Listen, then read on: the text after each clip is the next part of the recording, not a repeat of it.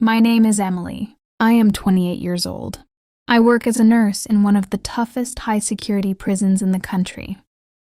Every day, I walk through cold metal gates, past armed guards, and into a world filled with pain, regret, and broken men. I always believed that even the hardest criminals deserved some kindness, that healing wasn't just about medicine, it was also about compassion. That belief became my biggest mistake. It all started 6 months ago, when they brought in Jake. Jake was different from the others. He was tall, strong, with deep, sad eyes that seemed to carry the weight of the world. He had been sentenced to 15 years for armed robbery.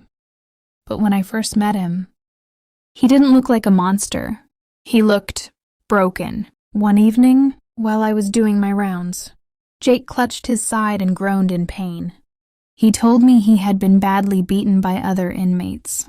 His wound looked serious, so I helped him. I cleaned the cut, gave him painkillers, and stayed longer than I should have. Talking to him, he spoke so softly, so gently. He told me how sorry he was for his past, how he wanted to change, how no one had ever shown him real kindness before. My heart softened. From that night, I started helping him more. I brought him extra blankets when he was cold. I sneaked in books so he could read and feel human again. I even risked my job by staying after my shift just to listen to him. He made me feel special. He said I was the only good thing in his dark world. He called me his angel. I started looking forward to seeing him every day. His smile, his voice, the way he looked at me, it made the cold prison walls feel warmer. Then, one night, everything changed. Jake told me he couldn't sleep because of nightmares. He begged me to stay a little longer. The corridor was empty. The cameras in that section were down for maintenance. I knew it was wrong, but I felt so sorry for him. I stepped inside his cell. He held my hand and whispered, "You're the only one who truly sees me, Emily." Before I could pull away, he kissed me. I was shocked, but I didn't stop him. In that moment, I felt wanted. I felt loved. That night, I gave him my body. I crossed every line a nurse should never cross. After that, our secret meetings became more frequent. He would whisper promises that once he got out, we would run away together. He said he would marry me. He said I was his only hope. I believed every word. I started taking bigger risks for him. I brought him a small knife, hidden inside medical supplies, so he could protect himself from other inmates. I even helped him plan a way to get transferred to a lower security wing, where escape might be easier. I was so blinded by his words, and by the way he touched me, that I didn't see what was really happening. He was using me. One freezing winter night, Jake told me the final part of his plan. He needed me to leave a security door unlocked during my night shift.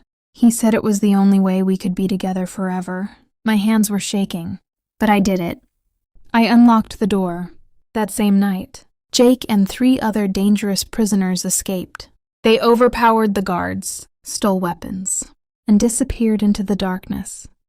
The next morning, the prison was in chaos. I was called into the warden's office. They showed me the security footage, the unlocked door, and my face clearly visible. I was suspended immediately. An investigation started, but the worst pain came 2 days later. A letter arrived at my apartment. It was from Jake. In his handwriting, he wrote, "Thank you, Emily. You were so easy. Your kindness, your body, your trust, all of it was useful. I never loved you. I just needed a stupid, lonely nurse to open the doors for me. Don't wait for me, Angel. I'm never coming back." I sat on the floor, crying for hours. Everything I had risked, my career, my safety, my dignity was gone. He never wanted my help. He never wanted my love. He only wanted to use me, to escape. And I let him. Now, I have lost my job.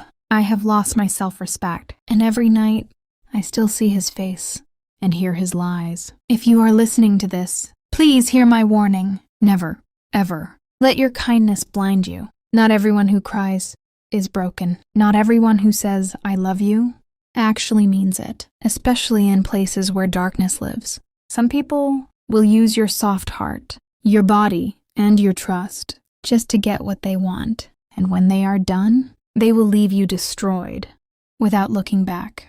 I was 28, and I thought I was helping someone. Instead, I helped a monster escape and destroyed my own life. Please, learn from my mistake. Stay safe. Protect your heart. And never forget, true help should never cost you your soul. My name is Emily. I am 28 years old, and this is the story of how I was used, and how I will never be the same again.